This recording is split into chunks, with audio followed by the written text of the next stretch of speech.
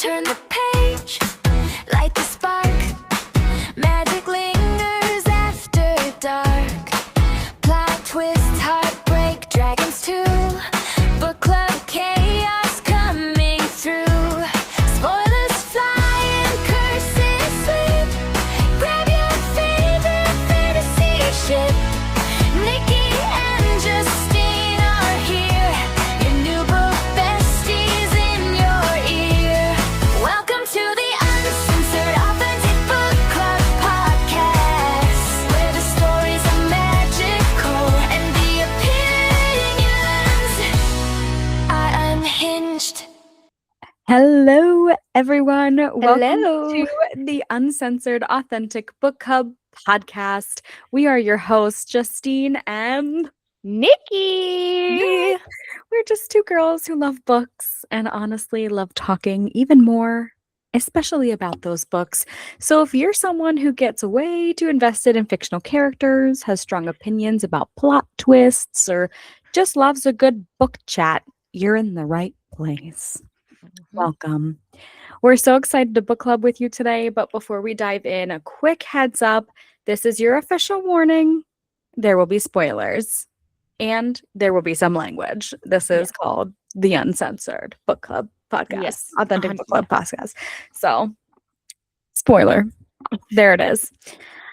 So today we're diving into the second part of Apprentice to the Villain, which is the second book of the Assistant to the Villain series. So this is the next 30 chapters. And we're picking up right where we left off. So right off the bat, we've got some weird stuff going on, right? So Kingsley wasn't supposed to be there. Surprise, surprise. He's always where he's not supposed to be. He Always just travels there. along anywhere. Yes. And so they're in the Heart Village, right? They cross the bridge. Evie solved the puzzle. And then all of a sudden, Kingsley jumps up and onto Tati's shoulder. And Claire calls him Alexander because she's shocked, right? She says, Alexander, what are you doing here? And everyone got really awkward. Everyone's like, His yeah, name is Kingsley. Why are you calling him Alexander? Exactly. And Evie has no idea what's going on. But at the same time, Evie is drunk. So she's like, did I just hear her call him Alexander? Whatever. Fluff, fluff, fluff, fluff. So speaking of Evie, her drunk plus Tristan flustered equals my kind of book. I want Honestly, this. It's the best scenes in the world, like about the bread and like just her going around saying what she wants, and he's just like, Yes, literally, like she sees they're talking and there's like Tati or Claire calls him Alexander and she's like, wait a second, what? And then she's like, oh, bread. And then she just walks over to this bread stand and Tati are like, I guess we're going this way. And Tristan's like, I guess I'm following Evie around this town.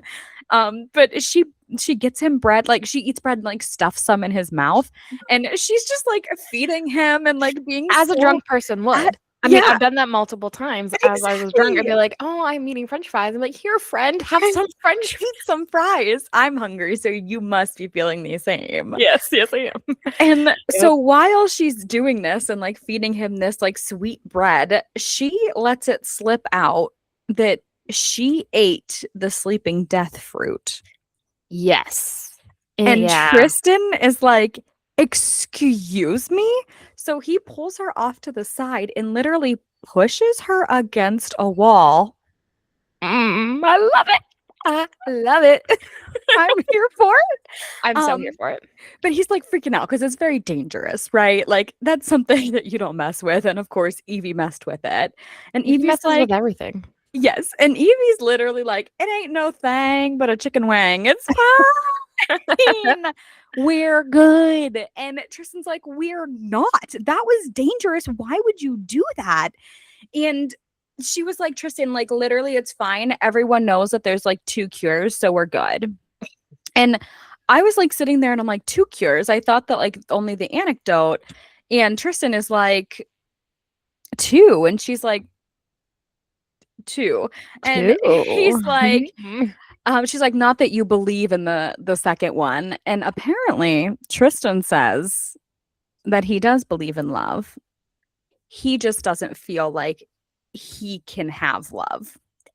So I'm like, oh, Poor baby. well, that's not Our true. Yeah. So in the middle of this conversation, right, that's getting deep, of course, people start snatching Tristan. Of course. Why not? And they're like, wait, what? Why? Well, Evie's like this. Why is somebody like taking him? And then it like hits her that you good, girl. Mm-hmm. My dogs decided to have a little squabble over here. That's right. So Evie's like, what's going on? And then she remembers, or she sees a flyer, and it's Tristan's face, and it says "Wanted Tristan Maehrer." So the king did his own unmasking without the villain even there, and revealed to all of Renadon who, like, the villain actually is. It's Tristan Maehrer. So Right. now everybody knows what Tristan looks like. Truly Not looks like this time. Truly looks like, yeah. It's And not his just like a name, fake and sketch. his name. And his full name, which is Yeah. like really rude of King Benedict. I feel Well, he's the bad guy. What do you expect? he is the bad guy. You're right. The You're bad right. guy. But so these people, these men are dressed in pink fluffy outfits. And Evie's like, I'm not sure if I'm things or what, but like, okay. So they take Evie too, and they take them to a ship where they tie both Tristan and Evie up down in the brig. I only know that because of Pirate King, daughter of a Pirate King. Oh, no, I love Briggs. Tie her up in the brigs, right?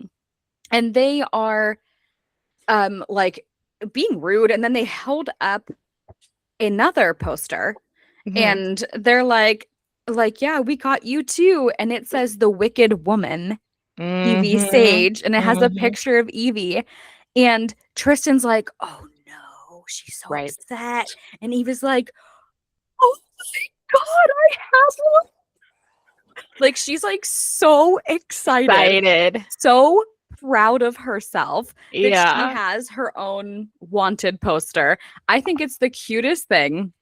I Good for love her. these moments. Like, there's a few moments where he's like, oh my God, this is gonna scare her, or like she's gonna be upset about She's this, gonna and she's just freak. like, look at this, it's so funny, or like it's so great. And it's like, Yeah. Evie, what is happening? She has the best outlook on life, and I feel like she has been through so much shit. Yeah. Even in a short amount of time that we know about, she has been through so much shit, and she's just like, it's good, I'm fine. Are you okay? I'm good. But yeah, it's crazy. But so these fluffy men put her there, they have them in the brig, and Evie and Tristan get to talking about how to get out. Right. Close proximity, because they're literally like, I believe the way that it's described is they're like tied back to back, you know, with like their hands behind their back and stuff. So Tristan reaches down like towards Evie's leg, and she's like, hey, we're gonna do this. Hey, okay. All right. And grabs her dagger and cuts them free, but it burns him. So like, as soon as he grabs it, he's like, ow, fuck, like, what the hell was that? And she's like, hey, like, yeah, right? He's like, no, does it not hurt you? And she's like, no, it sings to me almost, like it's like tingly and it hums when I use it. And he's like, okay, like, all right, babe, sure. Yeah, sure. So Evie turns to like get the dagger, and of course Tristan and Evie end up in a precarious situation where Tristan is literally on top of Evie, like fallen on top of Evie. And so I'm sitting here like, ooh. And at this point Evie's like sobering up, right? She got kidnapped, like she's starting to like kind of come to her senses, right? Right. So while Tristan is laying on top of Evie, there's a woman who walks into the brig, and Evie recognizes her right away as Helena, who is her cousin. And Helena reveals that Nura Sage was indeed there for a few months, about 2 to 3 years ago. And she seemed like super off and only spoke occasionally about the stars. And like it was super weird. And Helena said that she was like a shell of a person. Like if she wasn't talking about the stars or like mumbling to herself, it was just like vacancy. Mhm. But she's no longer there, right? And it turns out Helena is the boss of this shindig of the pink fluffy men. And she takes the keys to their cell and tosses them across the room because she's an asshole. Um, More of so Evie's family Evie's is just family. an asshole. I know. So naturally, she leaves. And naturally, Evie's like, okay, well, now we have to figure out how to get the keys because, like, I see them over there. And so she turns to Tristan and she's like, take your shirt off. And he's like, all sorts of flustered. It's like, excuse me? And she says, I'm not trying to offend your delicate sensibilities. I'm trying to make a rope. Like, oh, We love a sassy Evie. okay, cool. That's what I thought you were gonna do with my Right. shirt. Why else would my shirt need to be off? That's where my head was Sure. thinking. Yeah, that's what my head was thinking too. Exactly. So he takes his shirt off and Evie has to be she has to be at least a little bit drunk still. She starts touching his arm, right? Because he has the gold band. I mean, valid. tattooed I there. would do the same thing. He's mean- half naked in front of me. I'm gonna touch him. I would touch him regardless if he's got a gold band. I'd be like, thank you. You're like, wow, thanks. But she starts like inspecting this gold band because she's like, matches the one on my finger. And like Mhm. he's like frozen, right? Because she's just touching his naked arm. She's never seen it before because clearly he's never been shirtless around her. So that's an exciting portion. And she reveals to him in that moment that she knows that the gold ring is not like the one that the malevolent guard has. Yeah. Hers is different and it's like to protect her. And Yeah. he's like shocked that she's not mad. And she literally says, "Oh yeah, because I'd be mad that you're trying to protect me." Which fair is honestly what we're all kind of thinking as readers. But if you personally were ever in that In this situation, you would situation? be mad. I would be You'd be mad like, because "What like the he hell?" lied to me. Yeah. Right. He lied to me. It's a permanent thing, like whatever, what have you. But like as a reader, you're like eating this shit up. So she's Mhm. like, I feel like has that part of her where she's also like, fuck it. I Fuck love it. I It's love you cool. anyway. So. I think it's extremely attractive that you follow me around and know when I'm in danger. That's right. amazing. Right. But so that passes. Evie needs like to take off her clothes now because the rope is not long enough. So she starts removing her dress, and Tristan is like one moment away from having a heart attack. He's shirtless. She's literally taking off her clothes. She's literally just in her bra and panties. Right. And he's literally like, and she's like, it's fine. Like people go to the beach in less than this. Like you're being dramatic. And he's literally like sweating, trying to not to have a panic attack. They decide that they need like something to hook the keys. Right. They use Evie's shoe. I'm not quite sure why that's a hook. I So guess because of the heel. that's what I guess, like to pull it back. Can you pull it back? Makes sense. Yeah. We'll go with that. But Evie tries and she fails miserably. Like that poor thing has no hand-eye coordination. Right. It went complete opposite way of where the keys were. So Tristan was like, give it here. I'll do it. Mm-hmm. Tristan is clearly still very flustered that Evie has no clothes on and is right next to him because he throws the shoe, and it hits the window. They're underwater, mind you. They're in the bottom of a boat. Right. So the window cracks and a little bit of water starts trickling in, right? And Evie's like, oh, good one. And he's like, I was off guard. I can do it again. It'll be fine. So he reels the shoe back and does it again and then cracks the window completely open at this point. Men, I swear, they're like, oh, let me do it. I can do it. got And then they it. fuck it up even more. Like, sir, like, come on, dude. Like we know you're a big bad overlord, but clearly your aim is not so great either. And then my least favorite part of this whole thing is we're doing that and it's like water is literally pouring in now. And then you turn the page and it's like, well, back at the manor. And I'm like, back at the and the Tristan are about to drown. Right. And we're going back to the manor. This is where I start to get aggravated a little bit about the multiple POVs. Yes. I'm okay when it's Tristan, Evie, because I want to know what Tristan is thinking. Correct. And I want to know what Evie is thinking. Yes. Sometimes in certain moments, I don't give a rat's ass what Becky is doing. Dude, same. No, I totally get that. Not to be a spoiler, but in the third book, Accomplice to the Villain, It's constant. there are like 7 different POVs, and like as soon as you start getting good into one story, it switches back. And I understand like things are happening at the same time, and those characters are not just like sidelined, but at the same time, They are sidelined care. because at certain points, I don't care about I their don't care opinions. anymore. The story is about Evie and the villain. I want to know about them. I want need to know about to them. know what's going on. And it Yes. happens at the worst freaking times every Oh, time. the worst. I know, and I guess it's supposed to keep you interested, to keep you reading. I get it, but It doesn't. It keeps me angry. it gets me angry too. I get angry moving into the Hulk. next I'm like, chapter. I'm smashing things. smashing things, throwing things. I mean, this part is nice, but like it could have been in a different spot. But so back at the manor, Becky and Blade are breaking up brawls in the lunchroom, and Becky demonstrates that she's a badass Mm-hmm. and can hold her own. Yes. Right? Yes. So she whips some kid's butt, and she's like, "Everyone, get out of here now!" And everyone's like, "Oh shit." Okay. Like, oh shit, we fucked So up. everyone scatters except one guy, the guy who was fighting the guy that Becky knocked out. And he's like pissed because he's like, I almost had him. You came in, you're a bitch. And Blade is like, oh, No. pins him against a wall. There's a lot of wall pinning in this book. I fucking he's love like, it. I'm here for it. Apologize to her right the fuck now. But like in my mind, it's very. Have you ever seen?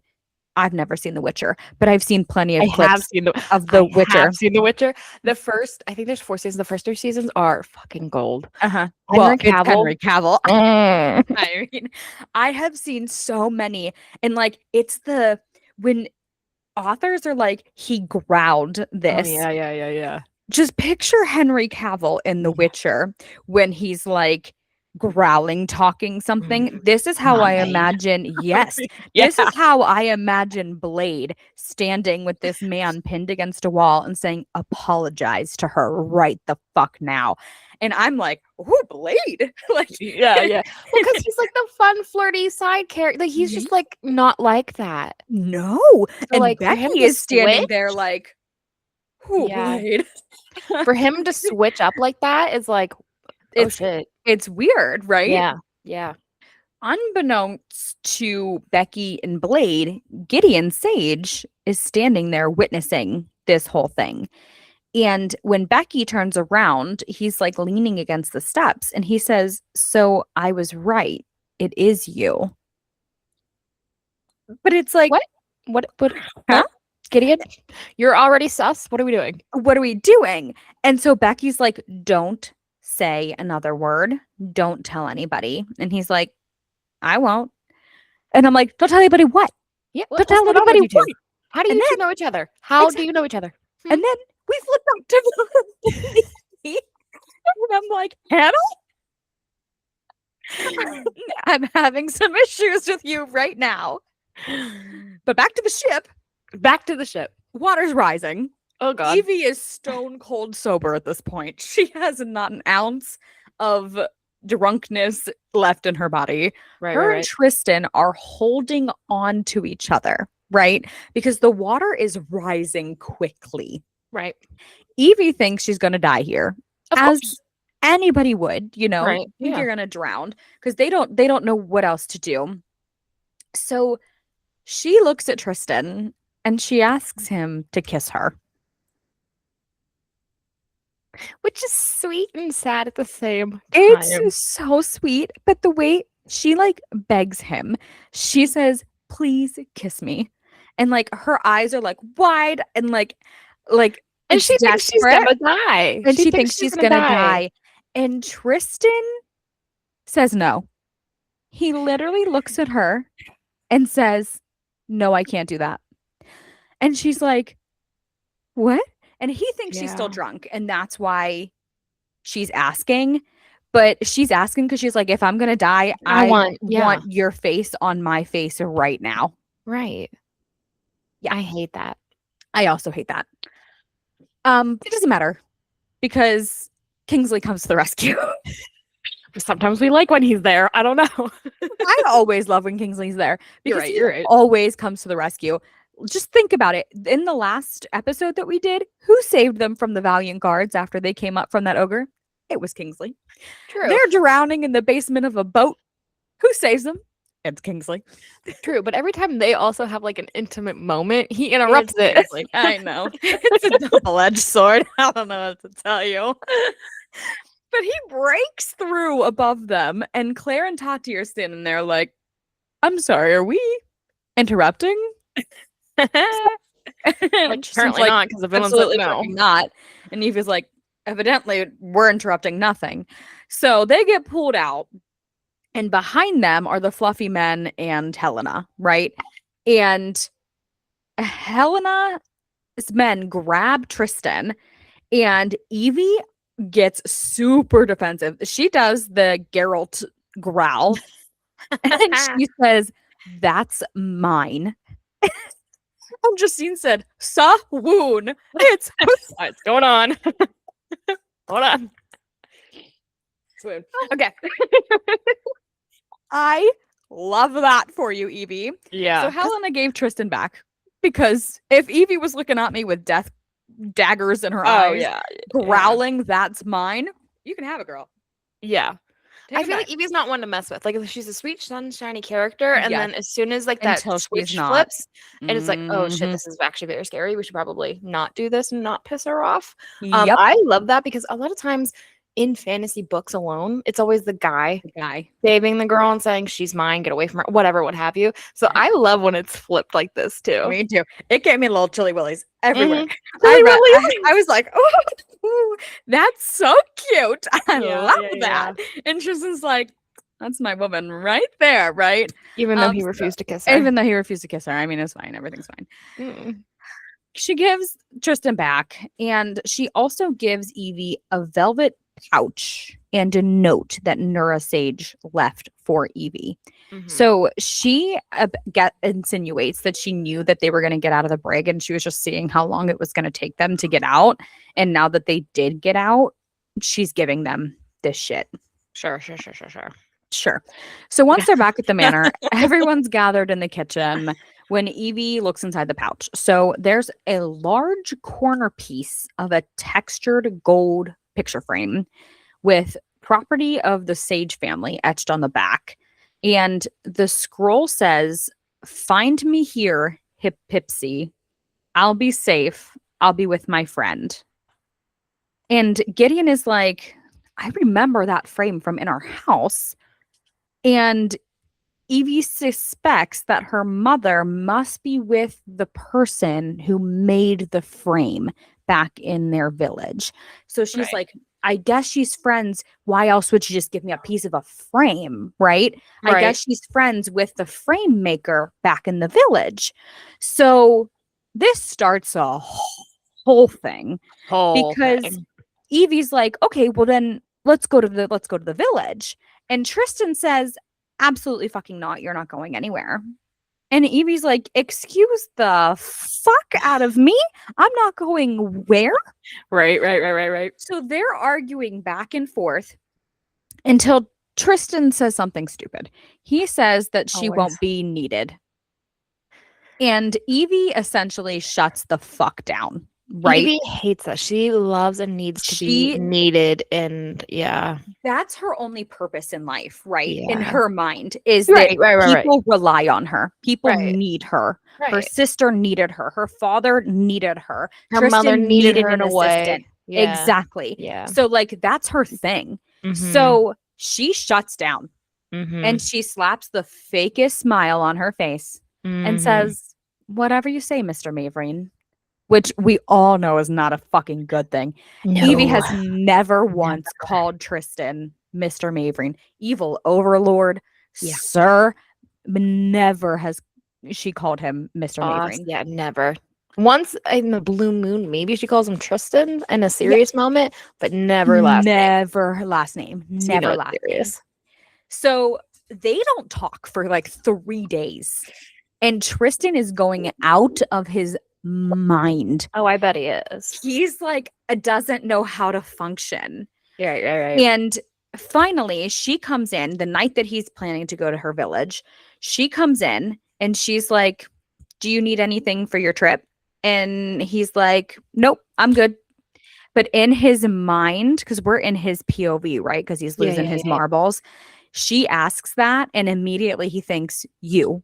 And I'm like, I just got chills right now.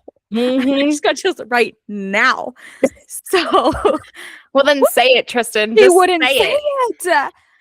But he doesn't. He's like, no, I'm good, thanks. And she's like, okay. And she turns around and walks out. Last thing she says to him. So flash forward to Tristan heading to the village, and there happens to be like, it's like a vendor night or something in the village town square. So he's walking down the roads and he is like kind of shrouded because people know his face now. Right. And he sees this chick who's doing face paintings, and she kind of like smiles at him sweetly. Like she's like an older lady, and he sees her work and he's like, how much to make me into a wolf? And she's like, I got you. Come on over here. Clearly knowing who he is. So she paints up his face, makes him look like a wolf. And he's like, thank you so much. Like, do you know where I can find the frame maker? And she's like, right over there. So he turns and there's a woman standing talking to the frame maker. And Tristan's heart kind of stops a little bit because he can see the back of her body and she has like some cutouts and stuff, but she's like silver hair. And like, he's like, damn, that chick looks hot from behind, right? So he starts walking up and he hears this woman talking. Yeah. Who is it? It's Evie Sage. Of course it is. It's Evie Sage. Of course it is. Evie like turns around. She has her face painted as a rabbit. Evie turns around and like smiles at him, and he's like, why didn't I know this? I should have known. As if Evie Sage wouldn't pull something like this. Come on, Tristan. Come on. Yeah. So like clearly they know each other. Like the frame maker can tell that they know each other. Right. And so she is like, I was just asking this frame maker, whatever his name is, how he gets these details and like all this stuff and like describing how he knows how to do this. And Tristan was like, well, you shouldn't be asking him anything. And the frame maker's like, I'm going to be right back. Clearly awkward. Right. He's like, oh shit. I didn't mean to start this. Yeah. So he leaves and Tristan is like, what are you doing here? Right. And she's like, I'm doing what I'm supposed to be doing. What are you talking about?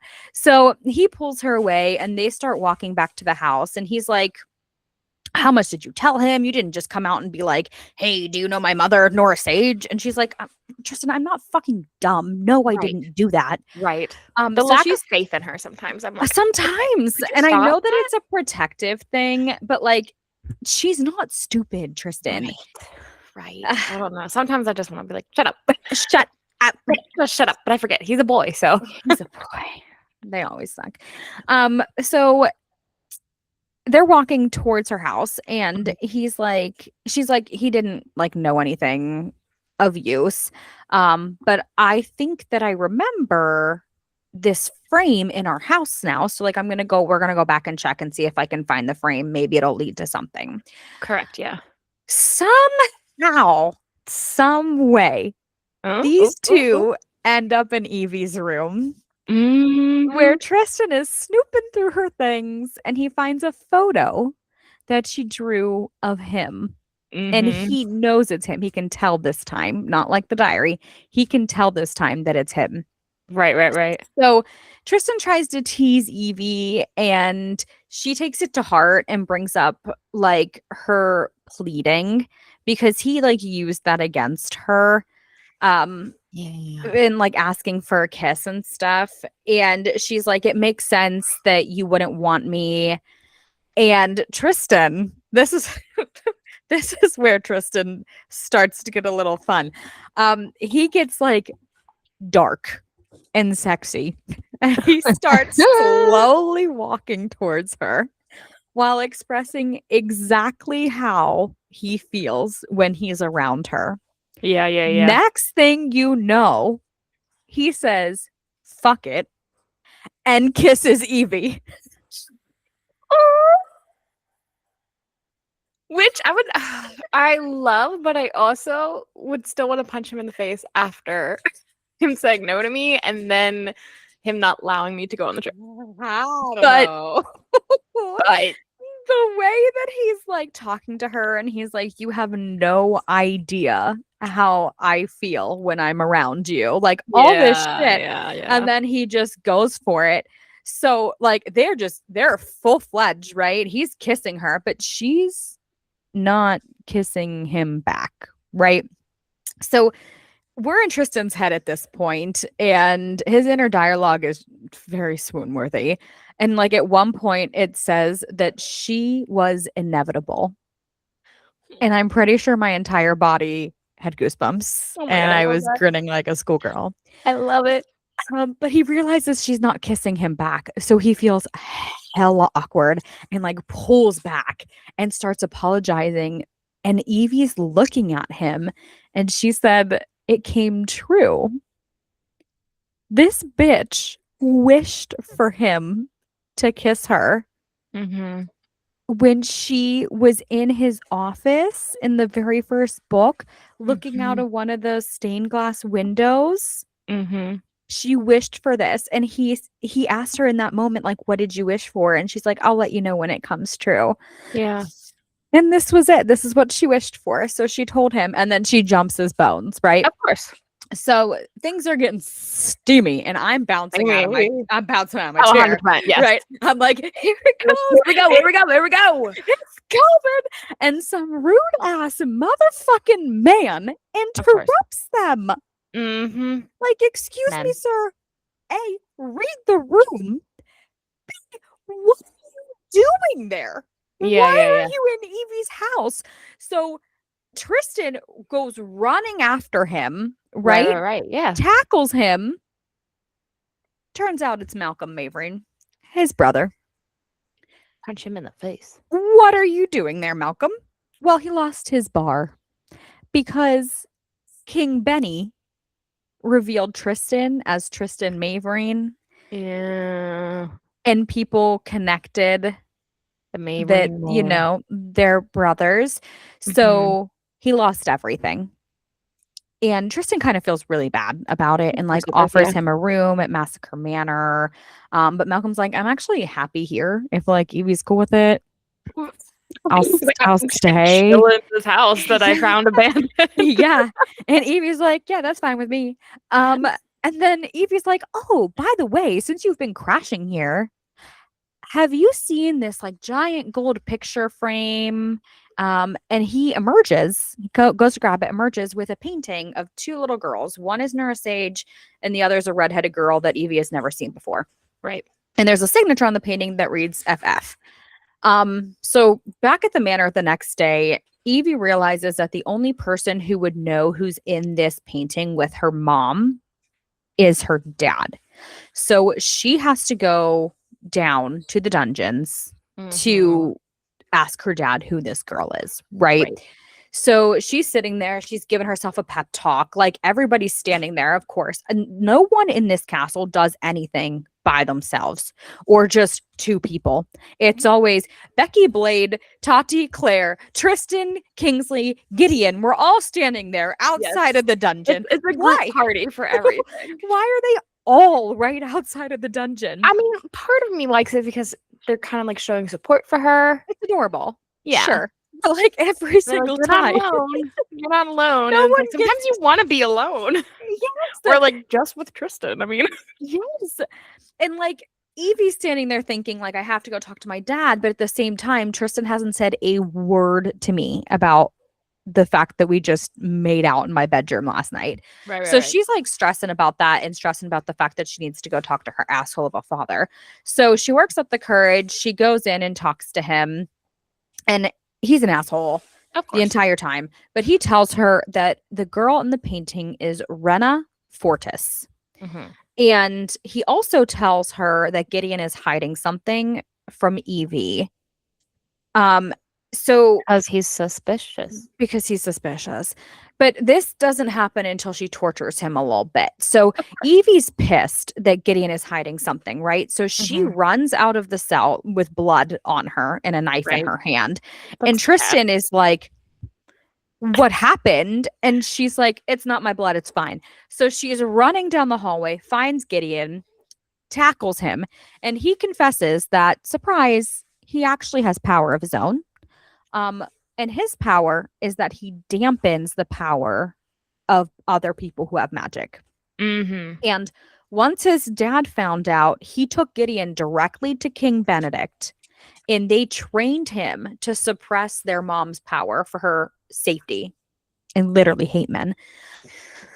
One day, Gideon fell asleep instead of going to suppress Nora's power, and that's when she exploded and disappeared.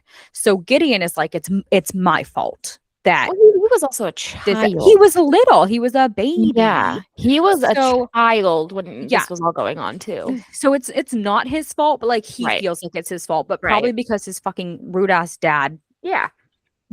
made it feel like that. Right. So now we're caught up on the family drama, except for the fact that there's a third Sage sibling who almost sets the manor on fire because she teaches Fluffy to breathe fire while also setting everyone up on forced dates. So, while Okay. this is all She's a happening, little mess, and I love it. Leave her alone. She's I love perfect. it so much. But while Evie's in the dungeon, right, she locks Tati and Claire in a room in the like broom cellar. She's so um, perceptive. She's together. like, she's calling people out on their bullshit. She's like, you know, you like you. Yeah. Guess what? Put you together. You I'ma like you. just Put you I'm together. gonna set this up. And then she goes out and she's like, Fluffy needs to be trained. So she trains him how to breathe fire. Yes. And so they all like come out, and Lissa reveals that she's the one who put her Evie's diary open to the picture of her and Tristan kissing on Tristan's desk, and also that she had plans to lock Becky and Blade in a room together too. And she's Yeah. like, should I like not do that? And Evie's like, I would probably stop while you're ahead. This is good. Thanks, Lissa. The best thing is that these people care, but they're not like actually villains to back to her or like They're mean not. to her. They're like, so nice to her. Lissa, stop it. Like, what are you doing? It's so funny though. It's hysterical. She's a little menace. Yes. But so in the field, they were talking to Lissa, and then everyone's like, well, what'd your dad say? And Evie revealed all of the stuff that her dad said about Rena Fortis, and like Becky froze up. And Tristan was like, you don't have to say anything you don't want to. And everyone's like, oh, huh? Oh. So Oh. Becky reveals that she can get everyone into the top secret Fortis estate because she's Rebecca Fortis. She's not Rebecca Airing. So she escaped from her identity. house. She's the heir to the Fortis magic and to the Fortis estate. And she left for some unknown reason that we don't know yet, but decided she can go back to save Renadon and get Evie's mom. And Evie like checks with her, and she's like, if it's for your mom, let's do it. I can do this. And they've come such a long way. They have. I genuinely don't hate her anymore at this point. See? Yes. At this point, I don't hate her. I love that for you. So they fly to the estate on Fluffy. Fluffy gets mileage in this book, which is breathtakingly beautiful. It's mileage in this book. Just flying back and forth and back and forth. He goes everywhere. So the fortress is surrounded by like magic plants, and the land is magic, which fuels the plants. And when you meet Becky's brother and dad and mom and grandma, who does have the mystic illness, she's not lying. No, Um, one person not lying. in this whole one person. book. And Becky's mom, Rena, informs Evie that her mom was there, but they sent her to their other estate. Must be nice. And they're gonna send for her post haste. Oh yeah. She was recovering. They're gonna send for her to come back, right? Yes. So while this is happening, the magical plants realize that Tristan is the villain, and they take him captive. Yes. And he has to square off against the glowing magic plant that's inside what I can only picture to be a Spartan gladiator ring. That's what I pictured. Okay, cool. Yeah. And then like deep down and like no like, windows, like no very windows, cave light. yeah. Yeah. And it's literally just Tristan versus Like, a shining plant. And yeah. that's what I imagine. Yeah. So it's this plant is like replaying memories of Tristan's. Yeah. And essentially what it's doing is it's trying to see if he's worthy of saving. And if he's not, it's off on him. Yeah. But if he is, then it'll let him go. Right.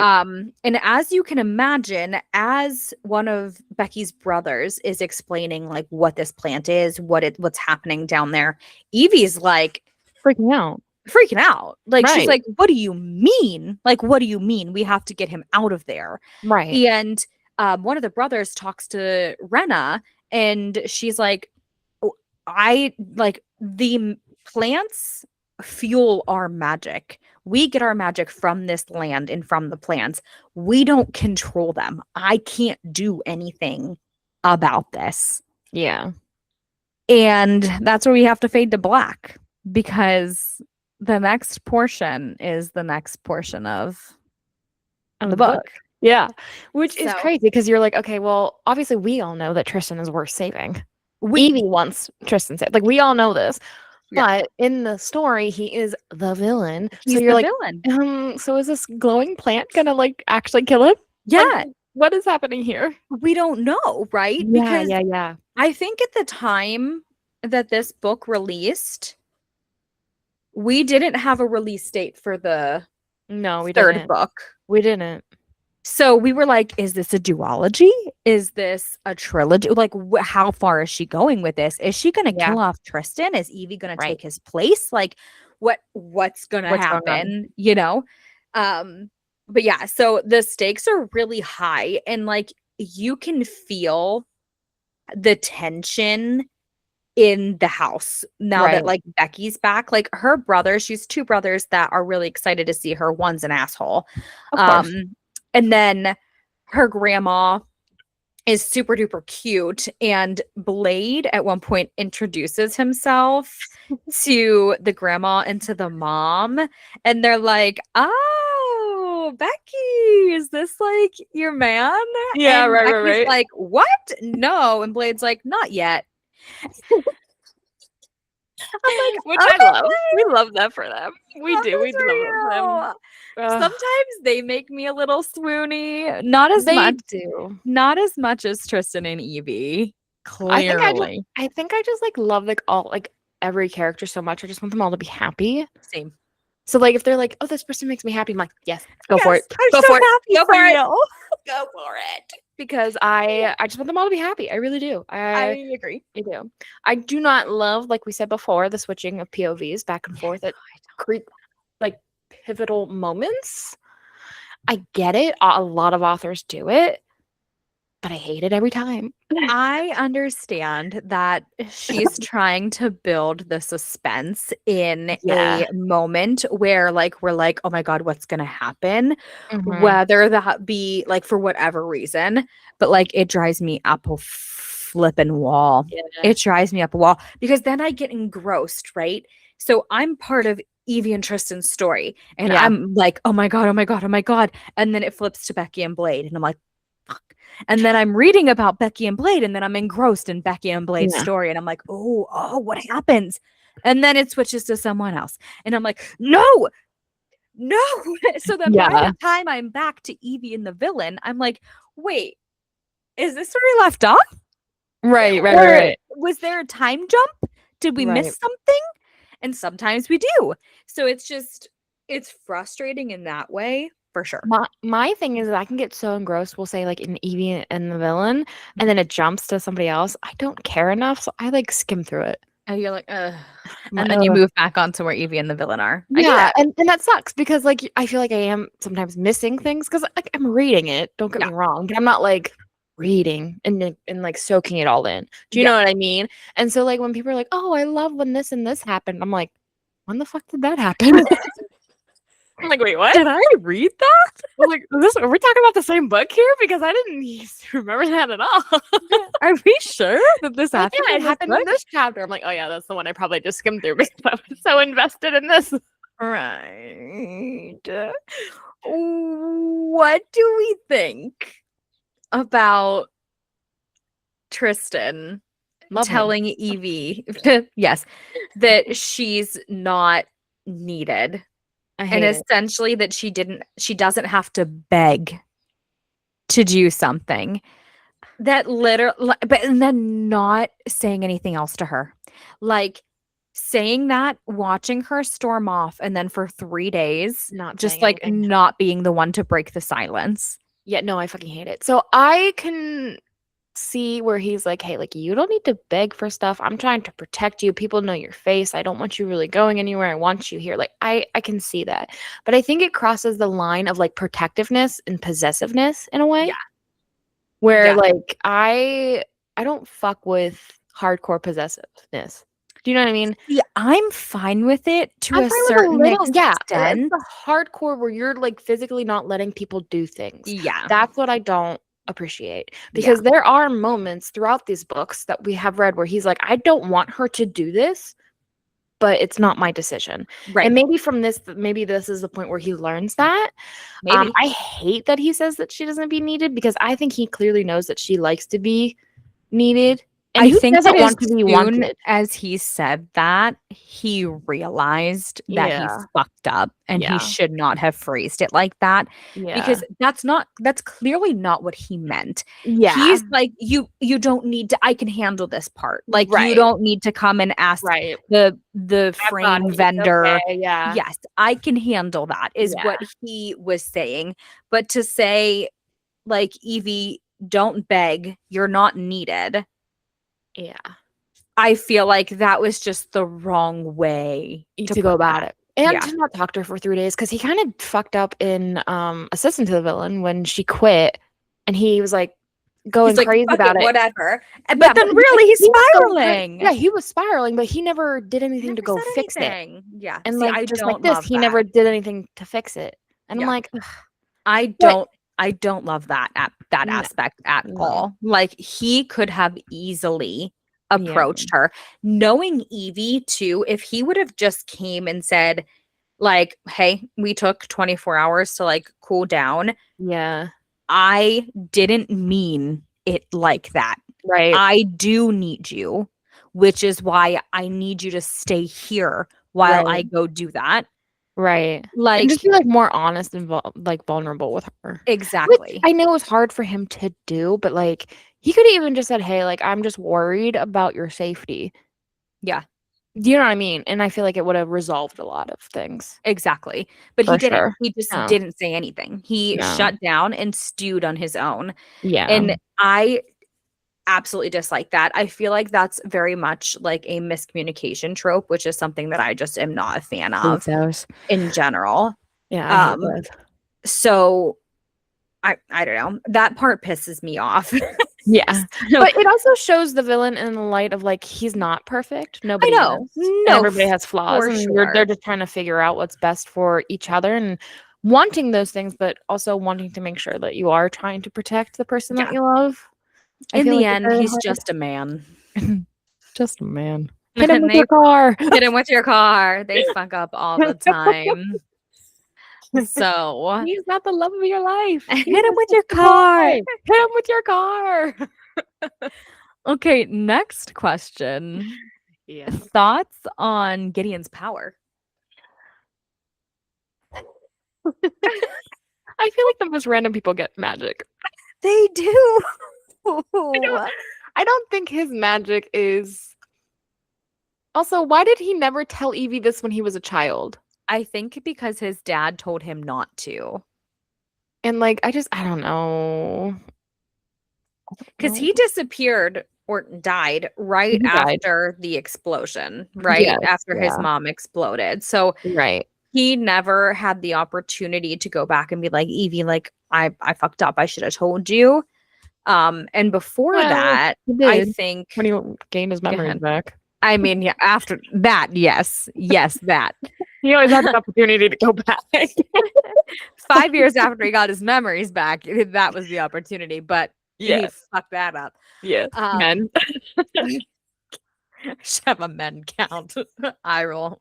To be honest with you, Yeah. about his magic, I don't think like it's not used enough for me to have like an actual opinion on. Yeah, I agree. Like, it's not. I mean, think- maybe when he was a kid, sure, it was used, but like in the actual plot or storyline, at least as of now, Yeah. it's not used enough for me to be like, oh, cool, he has powers.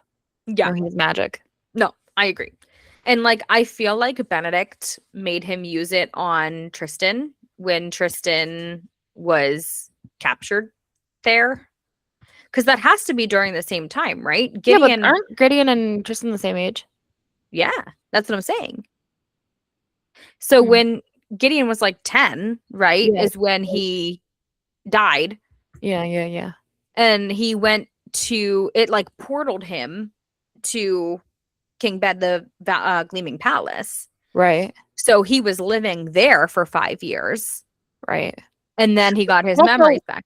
Why did King Benedict? I guess because he knew who he was. Yeah, he knew kept exactly him. who he was. Yeah, But he why knew did exactly he who he was. portal there? Out of all the places, to That I portal? don't know. That I have no clue why he Out of all portaled the to the places Gleaming to Palace. portal. Yeah.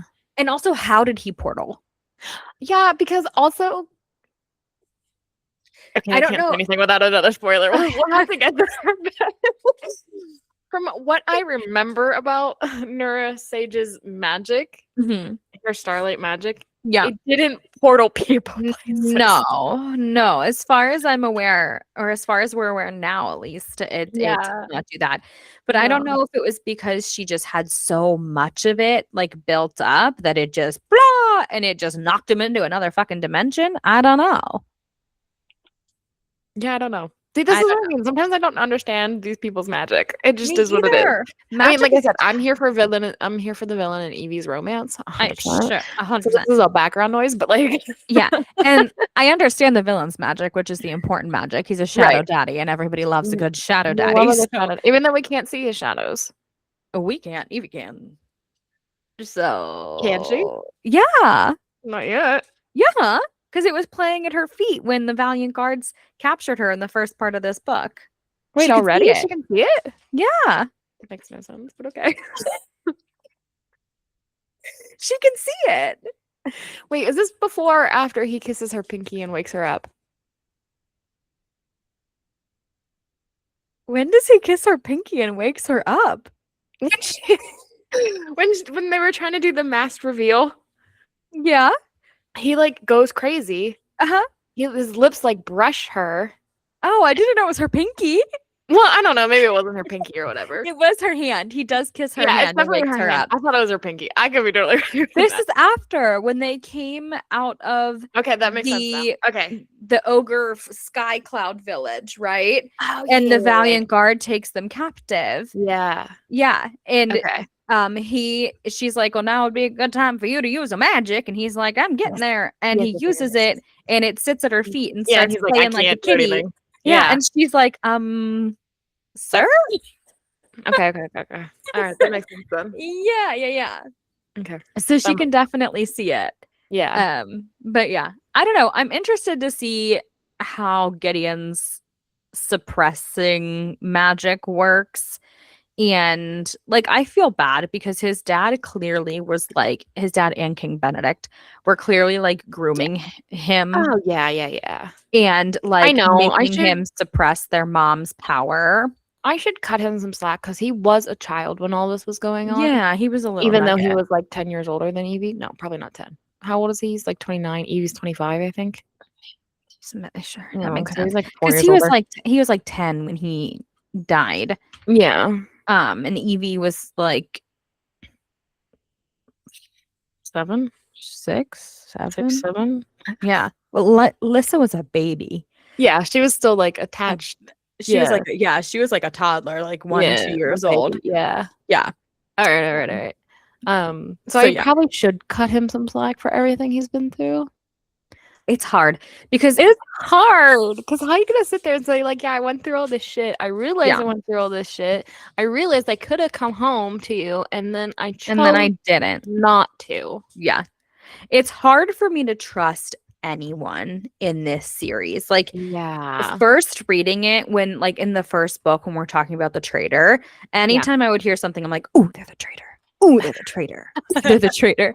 Like I don't trust no one except Evie and Tristan. Those are the only 2 people, and Kingsley. Those are the only 3 people that I have trust in. I don't trust anyone. I only trust Tristan and Evie, and I trust Lissa. Because if she does anything, it's just because she's a stupid little kid. Fault. Yeah. Right. It's just because she's a stupid little kid and was taken advantage of. So those are probably the only 3 that I trust out of every single character. Like I don't even trust Tati. I don't trust Claire, Malcolm. Neither do I. I don't even trust Edwin and his pastries. Wow, you don't trust Edwin? Well, I don't even consider Edwin probably 90% in part of the problem here at all. No. Edwin's just this cute little creature who floats around. But also, if he decided to poison somebody, I wouldn't be surprised. I'd be like, oh, yeah, that's where we go with this. See, but I couldn't see him doing that. I couldn't either, but I'm just saying I wouldn't be surprised if he did. Oh, I guess you're right. Because everybody has freaking secrets in this book. Everyone has secrets. I mean, literally. Rebecca Yeah, I was about to say, literally, Gideon. Rebecca just revealed that like she's the heiress to the fortis magic, which she has an older brother and like 3 younger brothers and her, and the magic has chosen her. Which is like crazy. She's like, it should have gone to my brother, my older brother. I'm and wondering. It didn't. Well, any spoilers this time, if that causes anything between her siblings when there's a magical imbalance, you know? When there's I don't know. I guess, but she's like chosen to give it up. Yeah.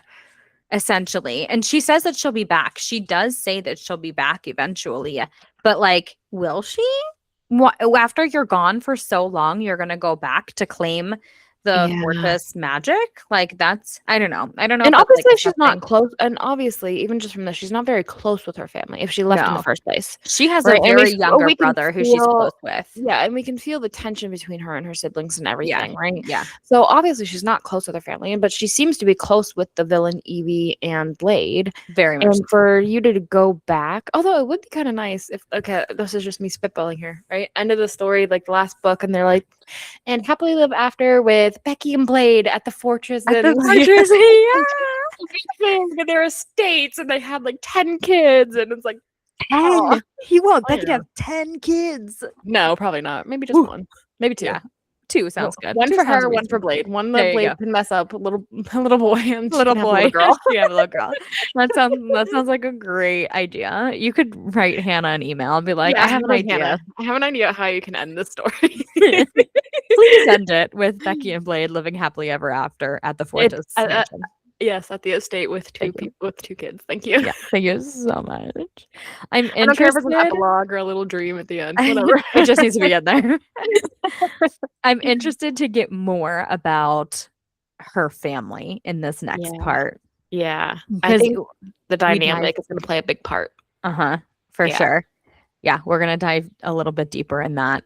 But yeah, so look for that next week. Yes. We're going to have part 3 of Apprentice to the Villain. The final part. The final part of Apprentice. And then the following week, we're starting Accomplice. There will be no breaks. And then this is all leading up. There's Accomplice. There it is. There's the 3rd book, The Green Edges. It's all leading up to a special live event Yes. when Adversary to the Villain, the 4th book in this series, comes out. Yep. That Friday, we are going to be reviewing the first 10 chapters of Adversary to the Villain live. Yes. Live podcast is going to be We're really going to have fun. all the thoughts, all the feelings, all the suspicions, all of everything. There's going to be so many suspicions because we already know what happens in Yes. here. Yeah. We already know what happens in Accomplice. Yeah. We don't know what happens in No, Adversary. nothing.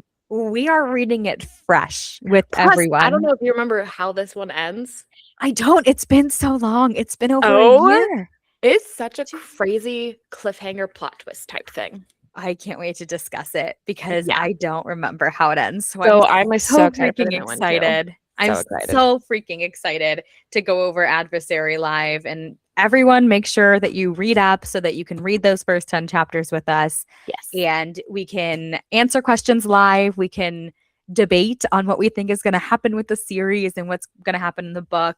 And we're just going to have an all around great fun time. It's going to be great. It's going to be so good. It's going to be unhinged, but it's going to be great. Oh, but that's the whole purpose of the show. Of course. So of course. it's fine. It's fine. All right, everyone. So nice hanging out with you. We'll catch up with you next week. Have a great night. See ya. Bye.